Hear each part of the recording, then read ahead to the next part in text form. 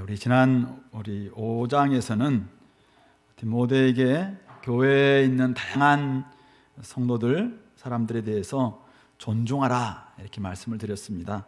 그래서 존중하고 존대하고 존경할 것을 말씀을 했죠.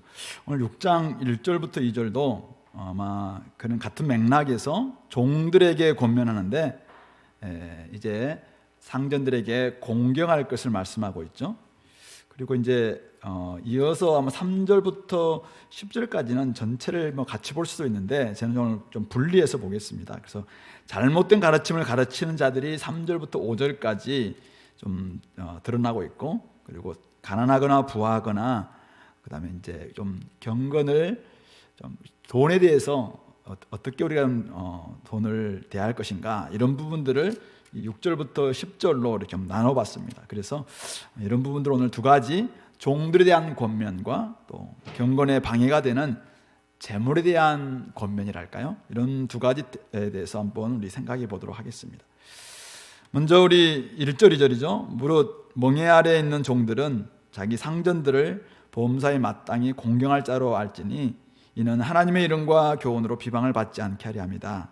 믿는 상전이 있는 자들은 그 상전을 형제라고 가볍게 여기지 말고 더 잘 섬기게 하라.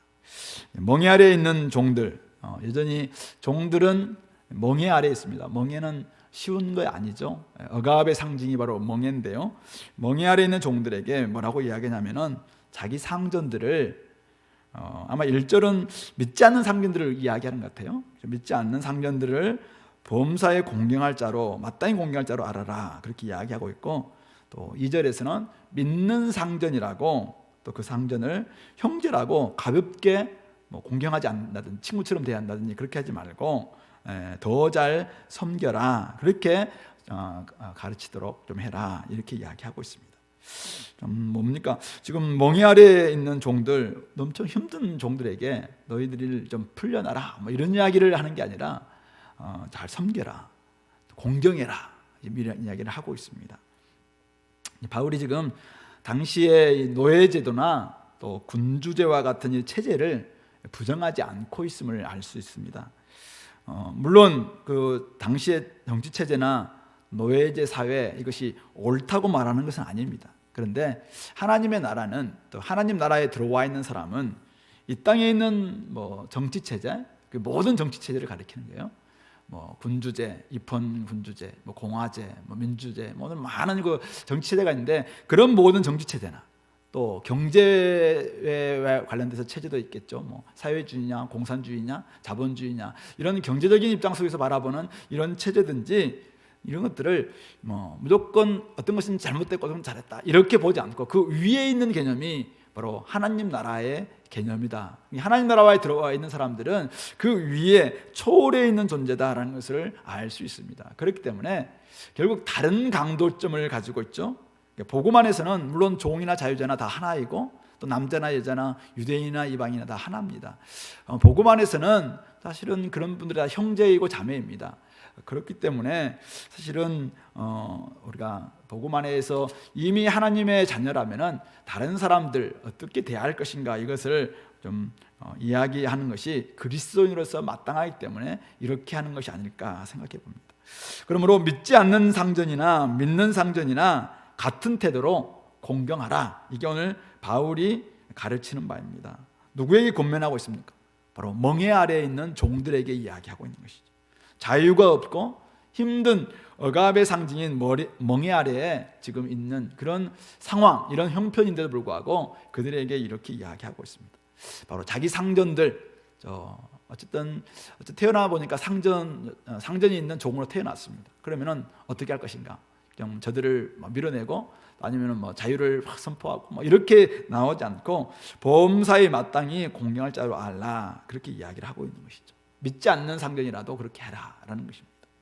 그렇게 하는 이유가 있죠. 그 뒤에 나와 있는데요, 이는 하나님의 이름과 교훈으로 비방을 받지 않게 하려 합니다. 선교적인 이유 때문이라는 것입니다.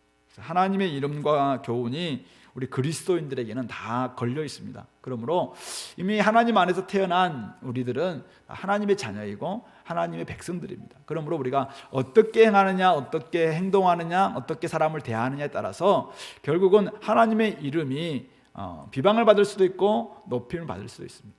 그러니까 옛날에 이제 밖에 나가면은 네 집 자식이들 저렇게 하느냐 이렇게 하는 것처럼, 야 니네 하나님이 그렇게 가르치더냐 이렇게 이야기합니다. 믿지도 않으면서 맨날 하는 말이, 야 니네 예수님이 그렇게 가르치냐 이렇게 이야기하면서 결국 예수님의 이름, 하나님의 이름을 도리어 이렇게 망령되이 읽게 만드는 그런 하나의 계기, 그런 빌미를 제공할 수 있으니까 그렇게 하지 말라라는 것입니다.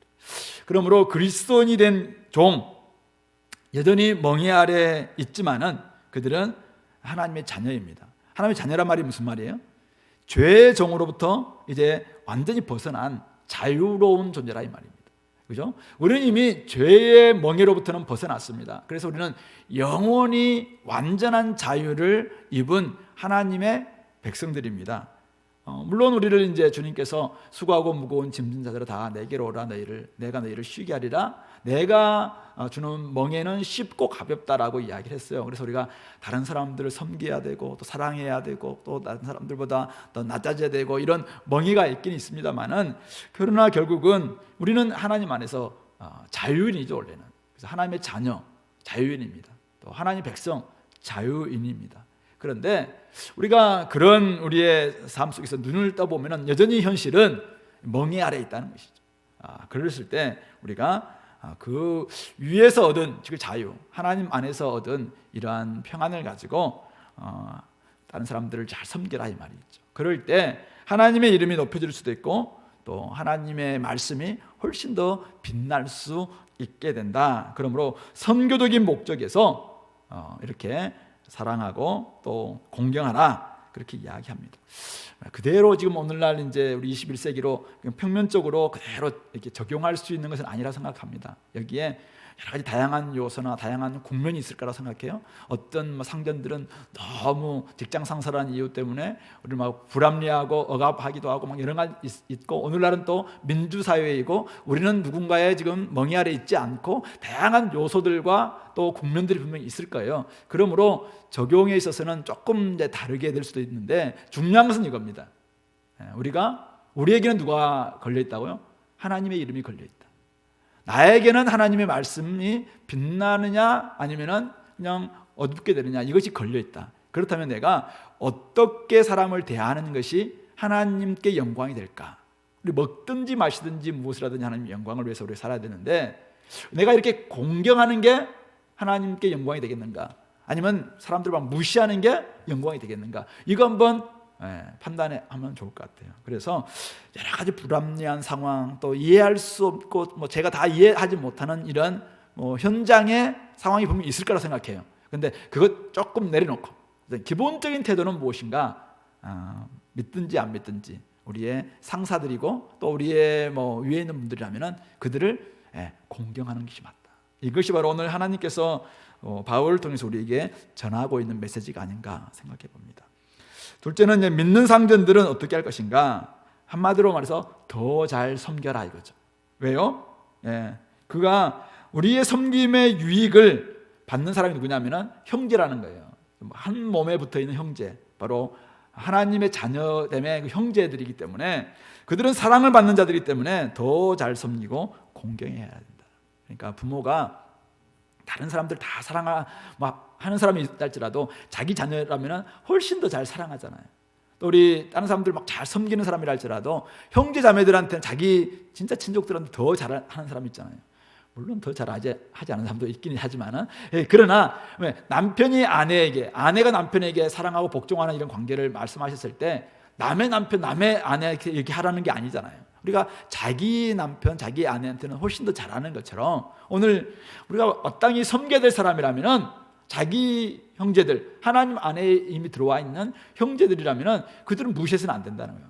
친하기 때문에, 또 같은 같은 피를 받은 사람이기 때문에 무시했으면 안 된다. 더 잘해야 된다. 그게 오늘 좀 관점인 것 같습니다. 그러므로 오늘 여기서 우리 그리스도인의 직장 생활일까요? 그리스도인의 대인 관계에 두 가지 원리가 발견되는데요. 첫 번째는 우리가 여러 가지 각자에 따라서 상황이 다르고 다양한 행동과 태도가 필요합니다만은 두 가지 원리가 작용돼야 됩니다. 첫 번째는 선교적이어야 된다. 내가 이것을 통해서 하나님의 이름이 드러나야 된다. 내가 이걸 통해서 하나님 말씀이 빛나는가. 그러니까 내가 이렇게 행함으로 말미암아 하나님의 영광이 될 것 같으면은 그렇게 하라는 거예요.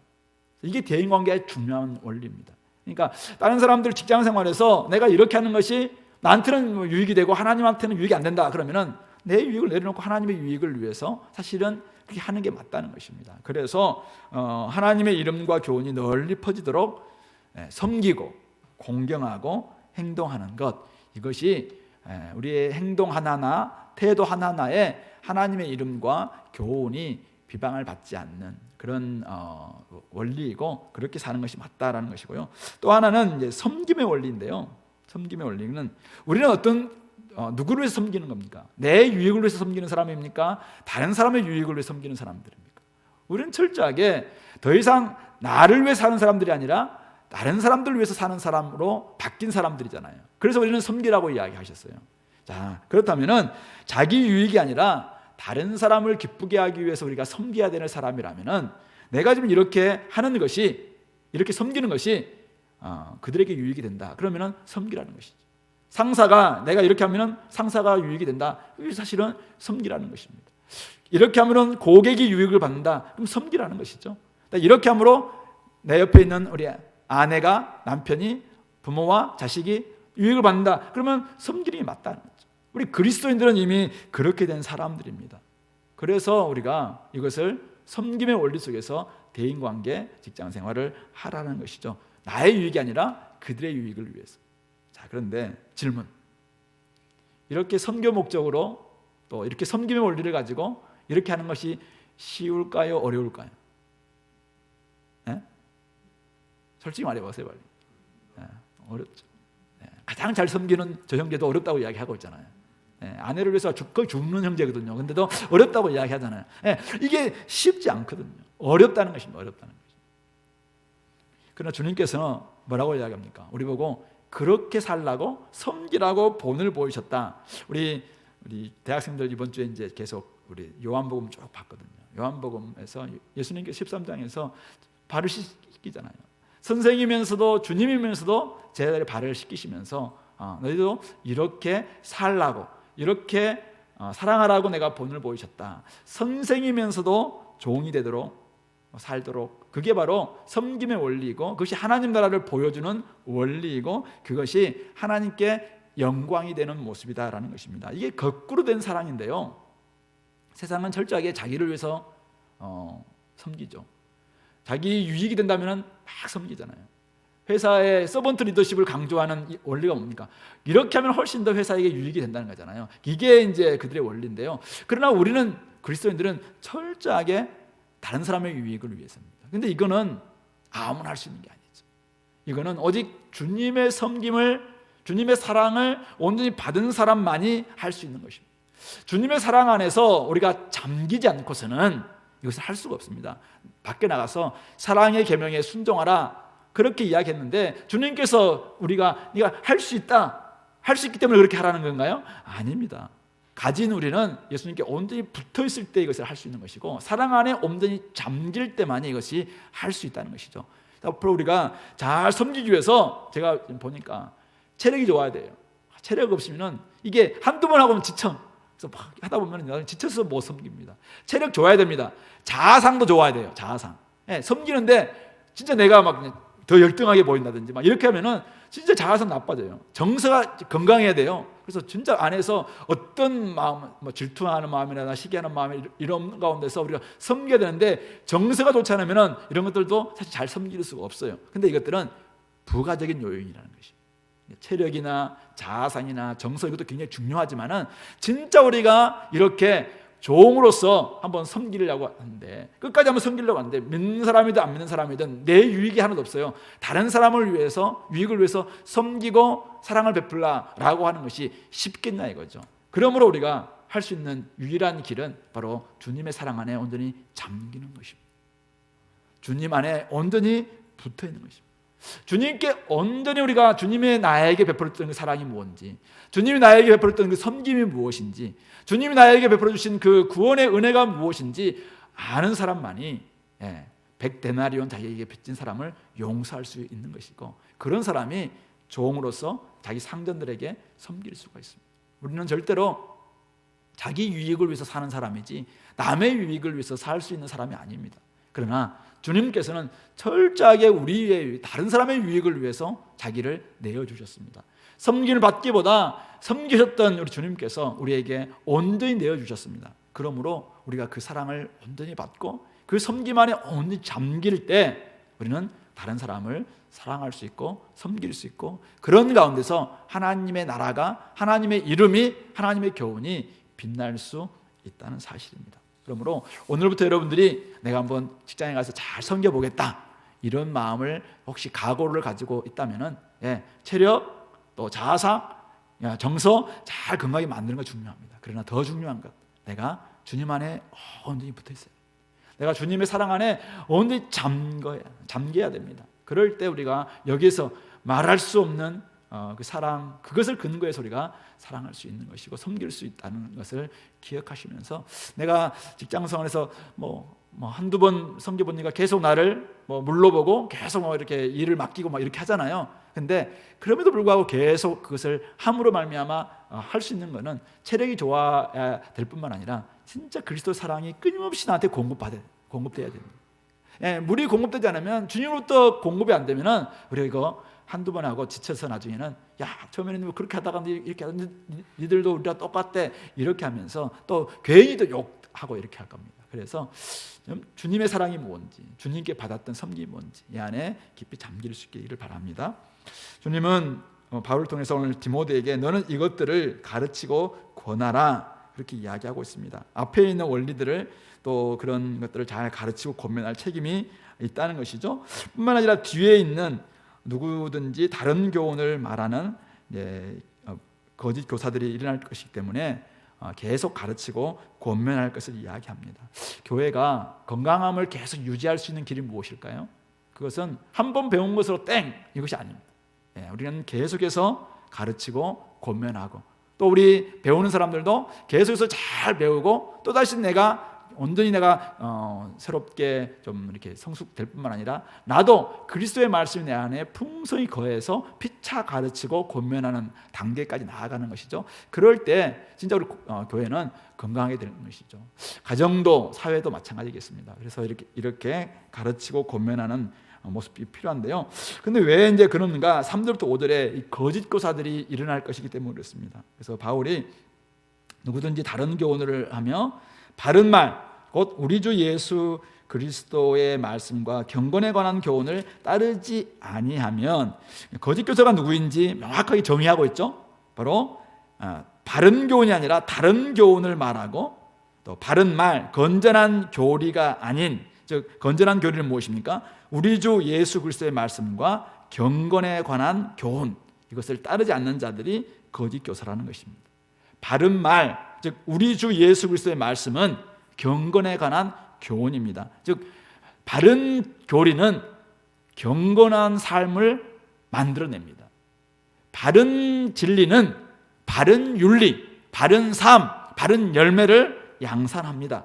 즉 하나님을 닮게 만드느냐, 경건은 하나님을 닮는 것이니까 하나님께 소망을 두게 만드느냐, 경건의 훈련은 진짜 살아계신 하나님께만 소망을 두는 것이라고 우리 사단에서 이미 이야기를 했어요. 그렇게 만드느냐, 아니면은 이 땅에서 잘 먹고 잘 사는 것, 이 땅에 눈에 보이는 것, 거기에 우리의 삶을 온전히 투자하게 만드느냐, 거기에 따라서 이게 바른 말이냐 아니면 다른 가르침이냐, 이것이 결정된다는 것입니다. 저는 교회는 이 바른 교훈을 통해서 바른 열매, 바른 삶을 맺게 하는 바른 교사들이 굉장히 많이 있어야 된다는 것입니다. 모두 다 그렇게 해야 됩니다. 그렇지 않으면 교회는 끊임없이 이 다른 가르침을, 세상에 있는 교회이다 보니까 다른 가르침을 통해서 또 나름대로 배웠다는 지식을 가지고 있던 사람들이 막 가르치기 수 있는 가능성이 있기 때문입니다. 그러므로 오늘 거짓 교사들의 특징이 뭔가 이제 우리 4절 5절에 나와 있는데요. 몇 가지가 나오는데 한번 볼까요? 그는 일단은 교만하대요. 교만하여, 바로 교만하여, 바른 진리를 잃어버린 교사, 진리에서 자기를 점검하지 않기 때문에 그는 교만합니다. 그래서 아무것도 알지 못한다. 온유와 겸손의 대명사이신 주님을 떠났기 때문에, 주님으로부터 이렇게 벗어났기 때문에 그는 교만합니다. 따라서 그가 가르치는 것은 수많은 지식을 가지고 그가 가르친다 할지라도 아무것도 알지 못하는 것입니다. 그러므로 일반 특징, 거짓 교사 특징이면 교만합니다. 내가 좀 교만하다. 그런 사람들은 빨리 회개하고 겸손할 수 있도록 해야 돼요. 두 번째는 변론과 언쟁을 좋아합니다. 이런 사람들은 변론과 언쟁을 좋아하는데, 누가 변론과 언쟁을 좋아하냐면은 자기 주장이 있는 사람입니다. 자기 고집이 센 사람들이 변론과 언쟁을 좋아하는 사람들이죠. 이런 사람들은 투기, 분쟁, 비방, 악한 생각을 생산합니다. 결국 자기가 절대 안 지겠다는 거잖아요. 자기 고집으로 뭐 다른 사람들을 막 하다 보니까 자기가 들었던 어떤 게 있어요. 그것 가지고 주 예수 그리스도의 지식도 아닌데도 불구하고 그것을 막 이야기하다가 다른 사람들이 좀 이야기하면 막 싸우고 막 언쟁하고 막 이런 사람들이 있어요. 거짓 교사가 될 가능성이 있다는 것입니다. 세 번째는 마음이 부패하고, 죄의 결과가 마음이 부패함이, 전적 부패잖아요. 인간이 죄는 우리를 부패하게 만듭니다. 그래서 진리를 잃어버립니다. 예수님 진리를 잃어버리니까 어떤 일이 벌어지냐면은 경건마저도 이익의 방도로 생각한다는 것입니다. 이익의 방도가 뭐예요? 돈벌이 수단으로 생각한다는 것입니다. 내가 말씀과 기도와 전도하는 이유도 돈벌이 수단, 내가 예배드리는 것도 돈벌이 수단, 이곳에 뭐 큰 교회에 내가 참여하는 이유도 돈벌이 수단, 이렇게 끊임없이 자기를 그냥 이익의 방도로 경건을 이용하는 자들이 결국은 마음이 부패한 자이고 거짓 교사의 특징입니다. 그리고 마지막이 다툼이 일어나요. 그런 사람들이 이제는 있는 교회는 끊임없이 다툼이 일어날 수밖에 없습니다. 이게 바로 이제 거짓 교사들과 거짓 교사가 있는 교회의 특징이라고 볼 수 있는데요. 자, 경건 뭐라고 이야기했습니까? 하나님을 닮아가며 자신을 쳐서 복종시키는. 그래서 금생과 내생에 약속이 있다라고 우리가 사장에서 이야기했습니다. 왜요? 그 말씀, 이 경건은 살아계신 하나님께만 소망을 두는 것이기 때문에 이것이 바로 우리가 하나님, 이 땅에서는 자기를 쳐서 복종시키는 것입니다. 그러나 거짓 교사는 이 경건을 이익의 방도, 경제적인 이익이 되느냐 안 되느냐, 돈벌이가 되느냐 안 되느냐, 이것을 생각하기 때문에 끊임없이 자기 것을 주장하려고 하고 다툼이 일어날 수밖에 없다는 것이죠. 자, 이 편지를 받고 있는 디모데가 지금 어느 교회의 사역자죠? 에베소 교회 사역자입니다. 우리 여러분들 에베소 19장에서 에베소 교회 우리 바울이 막 전도할 때 일어났던 두 가지의 사건 기억나세요? 첫 번째 사건은 바울이 막 이제 복음을 전하면서 능력이 나타나니까 이것을 흉내냈던 사람들이 있었습니다. 바로 유대인들인데 마술사들. 이 사람들은 종교는 유대인들이에요. 유대교회예요. 근데 자기가 바울이 가지고 있는 그 경건의 능력을 자기도 좀 얻기를 원했잖아요. 그래서 막 흉내내기 시작했어요. 뭐 때문에? 돈벌이 수단으로. 그래서 나중에 뭐 부끄러움 당하잖아요. 근데 또 한 부류가 있었어요. 아데미를 믿고 있었던 신전 앞에서 막 선동했던 데메드리오와 직공들 막 부추겼던 거 기억나시죠?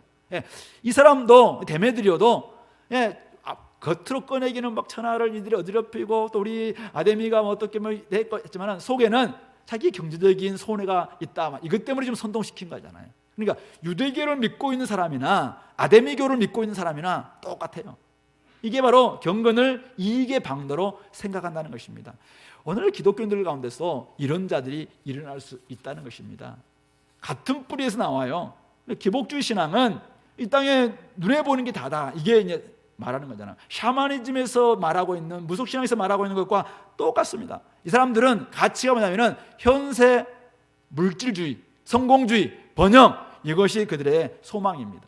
그러나 경건은 하나님께, 살아계신 하나님께 소망을 두는 것이고, 우리에게는 내생, 다음 오는 나라가 있다, 하나님 나라가 있다라는 것을 믿기 때문에 결국 자기를 쳐서 복종시키는 그런 삶을 살고 있는 것이죠. 그러므로 이런 사람들 어떻게 우리가 대해야 됩니까? 오늘 본문에서는 2절 아까 우리 하반절에서 너는 이것들을 가르치고 권하라. 잘못된 가르침에 대해서 끊임없이 그 잘못됐다라고 가르치고 권면해야 됩니다. 그럼에도 불구하고 듣지 않을 때는 우리 1장 3절 다시 볼까요? 1장 3절 바울이 마게도니아 갈 때 너를 권하여 에베소에 머물라 하는 것은 어떤 사람들을 명하여 다른 교훈을 가르치지 말라고 책망할 것을 책망하라고 디모데를 세웠거든요. 그러니까 결국은 강하게 책망하고 더 이상 잘못된 가르침을 가르치지 못하도록 그렇게 경계시켜야 된다는 것입니다. 왜 그렇습니까?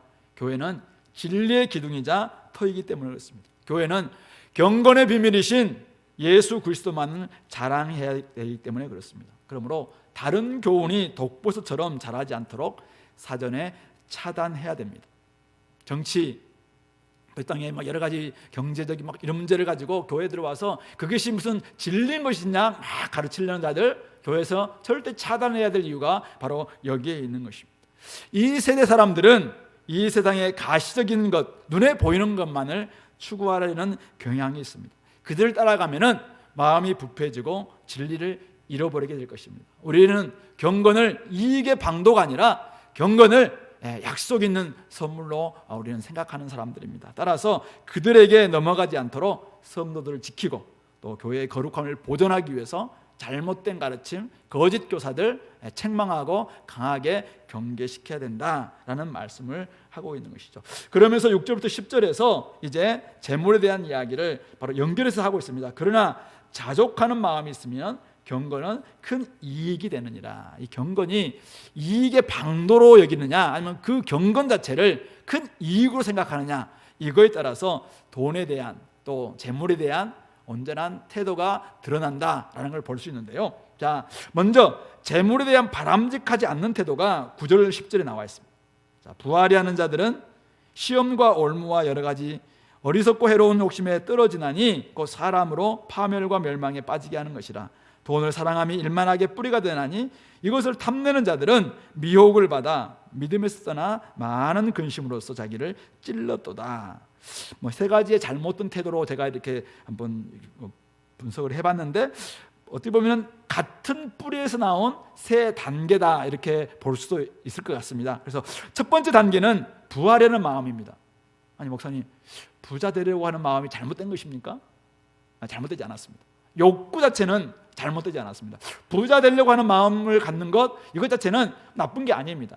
그런데 여기서 말하고 있는 이 부하려는 마음은 그것을 강하게 욕심 부리는 태도를 가리키고 있습니다. 지금 아마 가난한 자들에게 이야기하는 것 같아요. 가난한 그리스도인들에게 이야기하고 있는데 그 마음속에 너무 강한 이제 부자 되고자 하는 그런 욕심으로 욕망으로 가득 차 있습니다. 그러니까 부자는 나쁘지 않습니다. 나쁜 사람들이 아닙니다. 돈은 악한 게 아닙니다. 중립적입니다. 자, 그런데 부자가 되려고 하는 이 강한 욕심이 욕망이 이 세상 정욕인데 이것이 우리를 시험에 빠지게 하고 올무에 걸리게 하고 여러 가지 어리석고 해로운 욕심에 떨어지게 만든다는 것입니다. 그래서 그 결과가 결국 어디로 가냐면은 파멸과 멸망에 빠지게 만든다는 것이죠. 이것의 첫 출발이 어디서부터 나오냐면은 부자가 되려고 하는 이 강한 욕망, 이 강한 욕심, 이 욕심이 난 시험과 올무와 이런 걸 점점 빠져들면서 나중에 삶을 아예 그냥 거기에만 투자하는 이런 모습으로 나아가게 된다는 것이죠. 그런 사람의 두 번째 단계가 뭐냐면 돈을 사랑함입니다. 오늘 바울은 돈을 사랑함을 일만 악의 뿌리다, 모든 악의 뿌리라고 이야기를 하고 있습니다. 우리 이야기했어요. 돈은 악이 아닙니다. 돈은 중립적입니다. 재물은 중립적입니다. 하나님 주신 선물이기도 합니다. 자, 그런데 말세의 특징 중 하나가 우리 디모데후서 3장에 보면은 자기를 사랑하고 돈을 사랑하고 하나님 사랑하는 것보다 쾌락을 더 사랑하고 이런 여러 가지 특징이 나오잖아요. 이 돈 사랑이 사실은 말세의 특징이에요. 근데 돈 사랑이라는 것이 무엇입니까? 돈은 하나님을 대체할 수 있는 강한 라이벌 중에 하나가 이 돈이라고 예수님께서도 마태복음 6장에서 이야기했어요. 재물과 하나님을 겸하여 섬길 수 없다고 이야기했습니다. 근데 하나님을 사랑해야 될 사람이 돈을 사랑하게 되면 어떻게 됩니까? 그 순간 돈이 인격이 딱 분류가 됩니다. 돈이 신이 됩니다. 바로 그것을 만몬신이라고 이야기를 하죠. 결국 돈이 우리를 다스리게 되면은 우리는 돈의 종이 됩니다. 돈의 노예가 되어서 지배를 받을 수밖에 없다는 것이죠. 그래서 돈을 사랑함은 모든 악의 뿌리가 되는데, 뿌리란 말이 무슨 말이에요? 뿌리로 해서 뭐가 나오죠?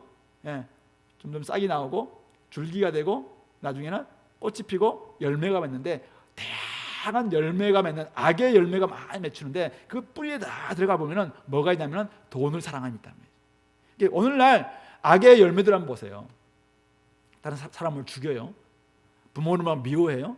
형제를 막 고소해요. 또 막 누군가를 또 뭐 해요.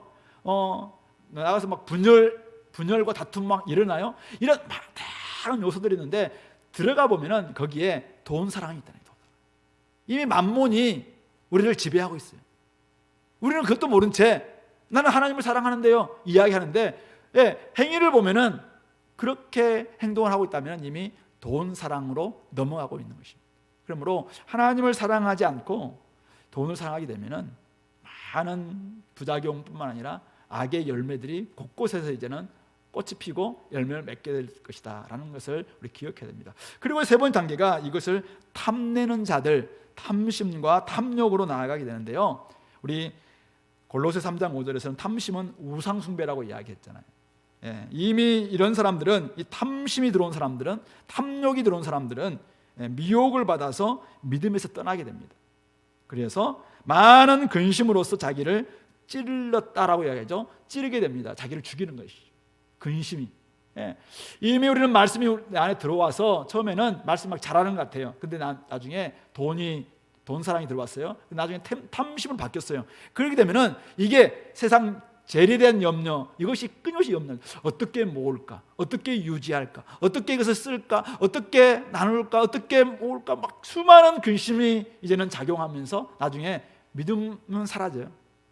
들었던 말씀도 다 사라져요. 나중에는 믿음에서 아예 떠납니다. 그리고 믿는다고 이야기하는데 딱 들어가 보면은 그 사람은 돈을 믿고 있는 거예요. 이 땅에서 내가 부자 되는 것이 오직 유일한 소망이고 내가 영광스럽게 되는 것도 바로 여기 있다. 그대로 우리는 믿으면서 살아갑니다. 이게 자기는 신앙이라고 생각하는 거예요. 그것이 바로 자기를 찌르는 것이죠.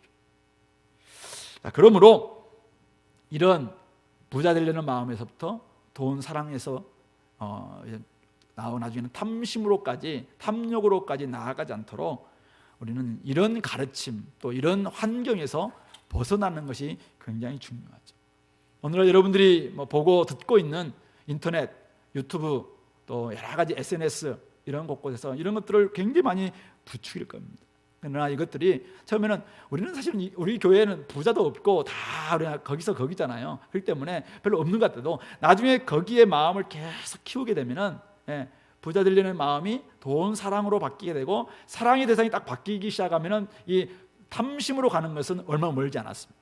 그래서 그렇게 되지 않도록 우리가 다시 돌아봐야 합니다. 내가 옛날에는 내가 철저히 주님을 생각하고 주님을 닮기를 원했고 하나님의 살아계신 하나님만이 소망이라고 생각했는데 지금은 내가 그냥 늘 아침에 일어나면서도 잠잘 때까지 늘은 이런 근심에서 떠나지 않고 있다. 그러면은 지금 굉장히 많이 감염되었다라는 것을 여러분들이 기억하시기 바랍니다. 그래서 그런 부분에서 벗어나서 하나님을 다시 한번 찾을 수 있도록 어떤 계기가 필요한 것 같아요. 옛날에 제 친구도 그렇고 다단계 막 하면서 야 진짜 여기서 비전을 찾았다 이렇게 이야기한 친구가 있어요. 그 보니까 거기에 하나님 대신 전부 돈을 다 집어놨어요. 다단계가 얼마나 잘 그걸 설계해 놨냐면은 거기에 이렇게 되면 다 우리가 올라가면서 영광을 올려드리면서 이걸 가지고 하나님께 올려드리고 막 하지만은 거기에는 하나님이 들어가야 될 자리에 전부 돈을 집어놨어요. 이게 바로 비전이라고 이야기하죠. 근데 제가 보기에는 앞이 안 보이는 비전이에요. 이거는 우리의 진짜 앞날에 대해서 비전을 잃게 만드는 비전입니다. 그러므로 하늘에 속한 신령한 복이 아니라 땅에 속한 재물만을 찾기에 내가 정말 빨간 눈이 되어 있다, 혈안이 되어 있다 이런 사람들이 있다면 빨리 돈에 대한 잘못된 태도부터 버려야 되겠다라는 것입니다. 그렇다면 어떻게 하라는 말씀입니까? 오늘 6절부터 8절에서 바람직한 태도를 이야기하고 있는데요, 자족하는 마음이 있으면 경건은 큰 이익이 되느니라 라고 이렇게 이야기하면서 어떻게 우리가 자족하는 마음을 가질 수 있겠는가라는 것이죠. 자족하는 마음은 세상에 아무것도 가진 것이 없음을 인정하는 태도에서 시작됩니다. 아무것도 가지고 온 것이 없다, 이 불교적 용어인가요? 공수래 공수가 어쨌든 우리는 아무것도 가지고 온 것이 없는 존재, 공수래, 적신으로 왔어요. 우리는 적신으로 온 사람들. 빨간 몸으로 왔어요. 그냥 벌써 몸은 아무것도 없는 제로 베이스에서 시작된 사람입니다. 우리는. 자, 그런데 공수고 아무것도 없는 채로 우리는 가게 될 겁니다. 그게 바로 제로 베이스에서 끝난다는 것이죠. 이게 우리의 인생의 처음과 마지막입니다. 자, 그렇기 때문에 제로 베이스에서 시작했다가 제로 베이스에서 끝나는데 중간에 입을 것과 먹을 것이 있어요. 야, 이것이면 감사 나오는, 이게 바로 자족이라는 것입니다. 자, 그런데 이 땅에서 먹을 것과 입을 것만 있어도 참 감사했던 그런 시절이 있었겠죠. 수렵사회, 그리고 다 가난해서 다 못 먹고 못 사던 시절. 이때는 뭐 있는 것만 해도 감사잖아요. 제가 옛날에 97년에 신대원을 갔어요. 근데 98년에 IMF가 터졌잖아요. 그렇죠.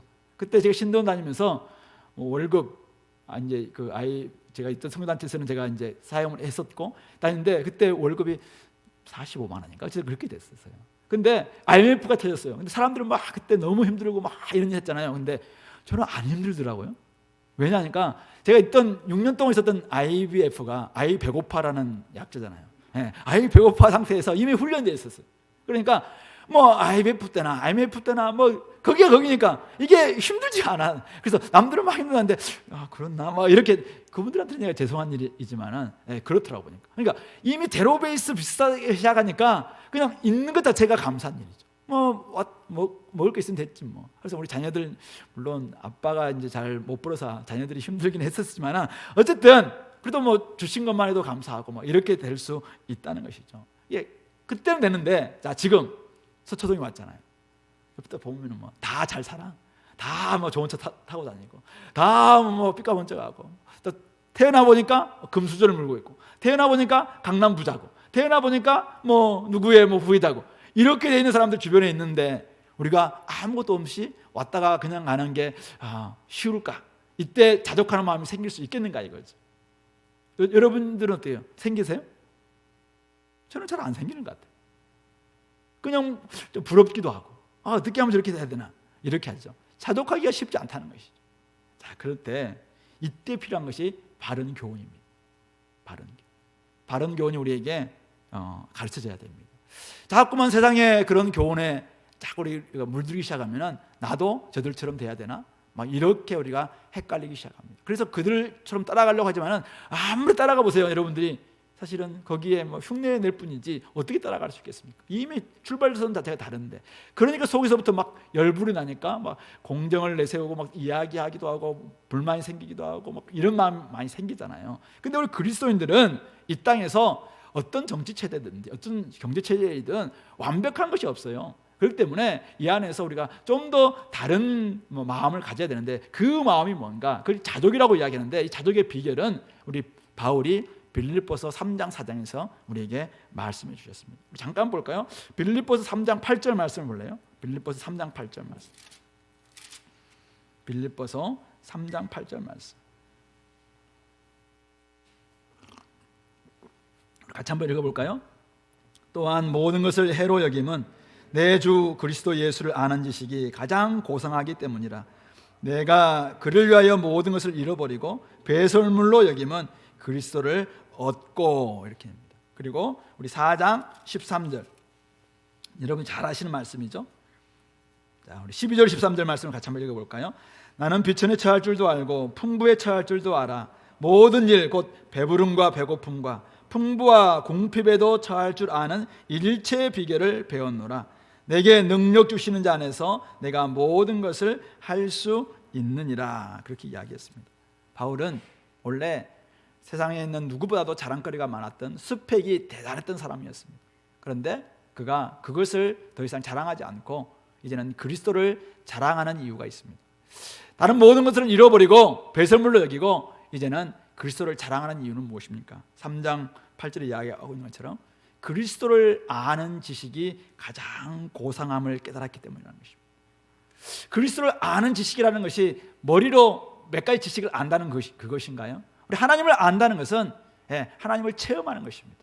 하나님을 인격적으로 만나는 것입니다. 여기에서 영생을 경험하는 것입니다. 여기가 진짜 소망이다라는 것을 발견하는 것입니다. 그리스도 예수를 안다는 것은 바로 그것입니다. 그리스도를 통해서 내가 영생을 배웠습니다. 그리스도를 통해서 내가 하나님 나라를 기업으로 받았습니다. 그리스도를 통해서 내 안에 모든 것이 있다는 것을 알게 됐습니다. 그래서 그동안 내가 추구했던 모든 것들을 다 팔아서 그 밭에 감추인 보화를 사기 위해서 그 밭을 사는 것입니다. 그동안 내가 모았던 짝퉁 진주를 다 버리고 진짜 진주를 사는 것, 바로 그것이 그리스도를 아는 지식이 가장 고상한 사람들이 취할 수 있는 행동입니다. 그런 사람들은 그리스도를 이미 얻은 사람들입니다. 그런 사람들은 이미 그리스도로 만족하는 사람들입니다.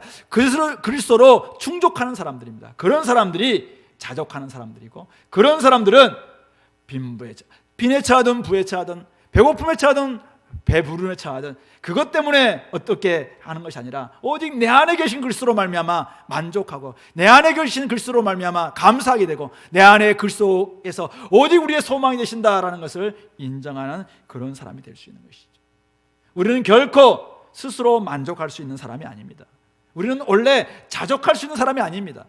우리는 오직 그리스도가 내 안에 계실 때, 그리스도가 내 안에 있어서 온전히 그리스도를 얻을 때만이 우리는 자족하고 충족하고 다른 사람들을 위해서 섬길 수 있는 사람이 될 수 있는 것입니다. 그러므로 그리스도를 얻어야 됩니다. 그리스도를 알아야 됩니다. 그리스도와 함께해야 됩니다. 그렇지 않고는 우리는 절대로 자족할 수 없습니다. 수많은 사람들이 부러울 겁니다. 수많은 사람들한테 맨날 부러우면서 지는 삶을 살 것입니다. 그러나 그리스도가 내 안에 계시고 그리스도로 말미암아 만족하고 그리스도를 얻은 지식이 가장 고사당하다는 것을 깨달았기 때문에 우리는 베푸는 삶을 삽니다. 어디서나 그냥 풍부한 삶을 사는 것이다. 이것이 바로 우리가 이 땅에 살아가는 바른 가르침입니다. 바른 교훈인 것입니다. 돈을 사랑하지 않고 자족하려면 재물보다 그리스도를 얻어야 됩니다. 돈이 우리를 지배하는 순간 우리는 돈의 종이 됩니다. 그러나 우리가 그리스도를 온전히 섬기게 될 때, 그리스도가 우리를 다스리게 될 때, 우리는 그리스도의 종이 되어서 그리스도가 행하시는 대로 살아갈 수 있게 될 것입니다. 성도 여러분, 돈을, 재물을 잘 관리하고 잘 쓰는 사람이 진짜 돈을 다스리는 사람들입니다. 어떻게 쓸 수 있을까요? 세 가지죠. 첫 번째는 하나님의 것을 하나님께 드리는 것입니다. 이것을 우리가 하지 않으면서 내가 하나님의 선물을 잘 쓰고 있다 말할 수 없습니다. 제가 11조라고 언급하지는 않겠습니다. 그러나 어쨌든 여러분들이 하나님께 드릴 것을 내가 정확하게 드리는 훈련부터 하는 것에서부터 여러분들이 삶에 주신 모든 것들을 기쁘게 쓸 수 있다고 생각해요. 두 번째는 다른 사람에게 줄 것을 확실하게 떼놓는 것입니다. 불의한 재물로 친구를 사기라 주님께서 말씀하셨습니다. 훨씬 더 우리는 재물보다 사람이 더 소중하다는 것을 배운 사람들입니다. 그것을 안다면 실천해야 됩니다. 실천할 때 후배에게 사주고 친구에게 사주고 옆에 있는 사람들에게 진짜로 줄 때 내가 돈에서 자유로운 사람이 될 수 있는 것이죠. 그래서 주머니가 회개한 사람이 진짜 회개했다라고 이야기하는 사람이잖아요. 바로 그것입니다. 세 번째는 나머지 10분의 9일지 10분의 8일지 모르겠지만 그것을 하나님의 주신 것임을 잊지 않고 하나님의 뜻대로 사용하는 것입니다. 나머지 10분의 8은 내 것이다, 흥청망청, 이것은 잘못 쓰는 것입니다. 나머지 10분의 9라 할지라도, 나머지 10분의 7이라 할지라도 그것 또한 중요한 것과 급한 일을 잘 분별하는 가운데서 하나님이 무엇을 기뻐하실까, 중요한 것을 위해서 여러분들이 비전을 위해서 또 쌓기도 하고 또 우리 저축하기도 하고 이런 것도 필요합니다. 나머지 부분들은 어떻게 하든지 여러분들이 잘 쓸 때만이 우리가 내 것이다라고 이야기할 수 있는 것이죠. 그러므로 이런 모습들 여러분들이 실천해야 됩니다. 말이 나왔으니까 제가 한마디는 하겠습니다. 이번에 우리 임창금과 선교원금을 작정했습니다. 여러분들 아마 작정한 줄 압니다. 그런데 작정도 이번에 좀 적었을 뿐만 아니라 더 놀라운 것은, 작정도 사실은 생각보다 제가 보니 너무 적었어요. 근데 더 놀라운 것은 1월이 지나서 제가 한번 이제 통계를 받았습니다. 작정에서 실행률이 60%가 안 되는 거예요. 깜짝 놀랐습니다. 어떻게 작정을 해서 우리가 한 달쯤 지나고 난 다음에 제가 이렇게 이야기하기 조금 섣부를 수 있는데요. 작년에도 제가 한번 물어봤어요. 작년에 1년 통계를 보니까 80% 좀 안 돼요. 사실은 작정을 했으면 100% 다 실행하는 게 성실한 사람 아닌가요? 물론 이직했다든지 급한 일이 있다든지 이렇게 하면은 좀 우리가 못할 수 있다고 생각해요. 그런데 하나님 앞에서 우리가 기도하면서 작정하잖아요. 그렇다면은 3,000원이 되든 10,000원이 됐든 잘 모르겠어요. 그러나 그것들은 실행하는 게 저는 성실하다고 생각해요. 이게 바로 영성입니다. 경건한 사람은 말씀과 기도와 전도, 예배 열심히 다할 뿐만 아니라 이 재물에 있어서도 사실은 진짜 소망은 하나님께 둔 사람들이기 때문에 이런 부분에서 내가 주는 거잖아요. 우리가 약속한 것이니까 베푸는 거잖아요. 아니면 내가 누군가에게 이렇게 좀 기부하기로 했으니까 실행, 끝까지 나아가는 거잖아요. 우리 사도행전에 나와 있는 안디옥 교회 보세요. 예루살렘 교회가 힘들다는 이야기 들었을 때 그들이 작정합니다. 그리고 나중에 그것을 실행합니다. 그리고 나중에 바울과 바나바와 사람을 보내서까지 책임 있게 끝까지 감당하는 이런 모습을 보지 않았습니까? 그러므로 영성은, 경건은 단지 하나님 앞에서 우리가 예배드리고 기도하고 전도하고 여기에서 끝나는 것이 아니라 우리 삶 전반적으로 같이 가는 것이다 라는 것을 기억하시면서 범사에 유익하니 금생과 내생에 약속이 있다라는 것입니다. 그러므로 오늘 경건과 이 자족하는 마음은 서로 상승작용을 할 것이고 선순환을 일으킬 거라고 저는 믿습니다.